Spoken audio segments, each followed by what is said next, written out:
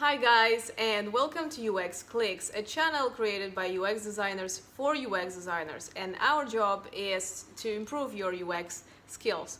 Now, today we're going to talk about UX portfolio and how to make it more unique, right? So a lot of people these days finish courses, and one problem that we hear constantly is that all of the portfolios look exactly the same. Now, if you're a UX designer or just a UI designer, do you want your portfolio to look the same as somebody else's portfolio?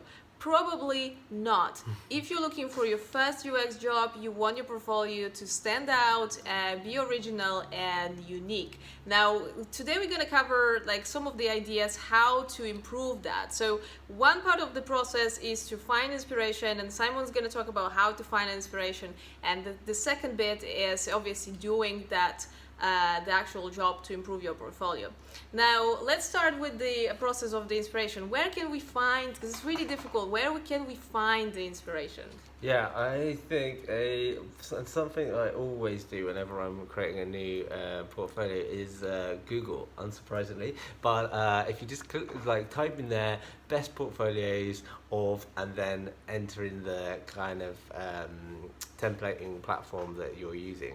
For me, it's normally WordPress, so I'll go best examples of WordPress portfolios 2018, and then bang, you've got results of hundreds of different portfolios. And then I kind of quite methodically go through those and look at all the kind of links to the portfolios and find stuff that I like. Then I start collecting them, and then I kind of build a bit of a kind of sort of research template of things that I like, and I'll decide what I like about them, what I don't like about them. So that's the first great place. Secondly is creative agencies. If you Google creative agencies, design agencies, photographers,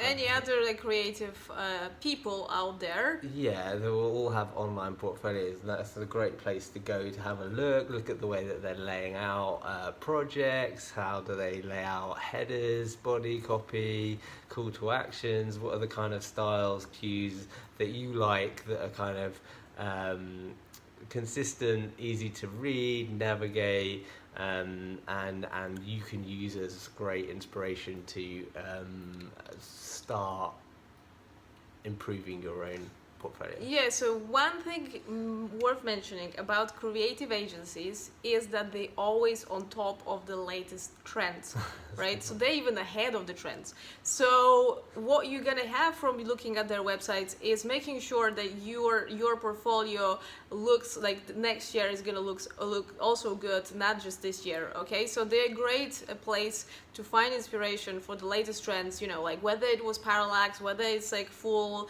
web page image, or big font or small font, thin font, and so on. They're the best place to find those answers. It's true. Also, it's going to take you time to do something nice, so you want to be ahead of the game so you don't have to change it next year, because that's right. Really annoying.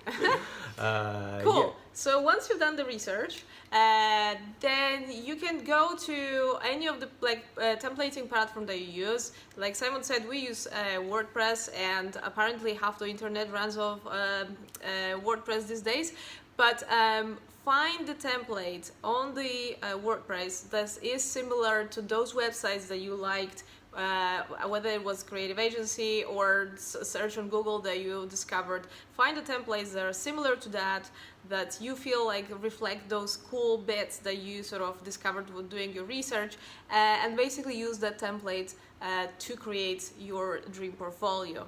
Yeah. Now, very important thing to remember is it has to be now responsive. Make sure you pick a template that is responsive. If it's not responsive and working nicely on mobile, you're really way behind. I mean, if you're creating digital products and you're going through the process of user experience design, there's no way you can afford, in my eyes personally, I think you would agree, to not have a portfolio that shows that you're aware of mobile design and responsiveness. Yeah, honestly, hiring managers, when they see portfolio that is not responsive, they're not even looking at your profile, okay? That's a no straight away.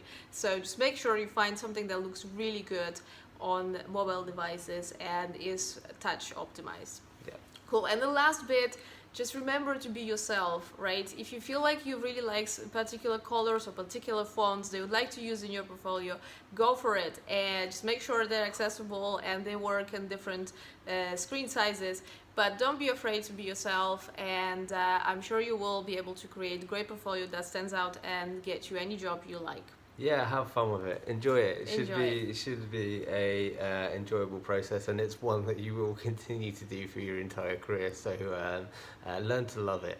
Cool. Well, thanks so much for tuning in, and see you soon in our next videos. If you like this video, please subscribe, and we'll post soon new videos every week. See you later. Bye. Bye.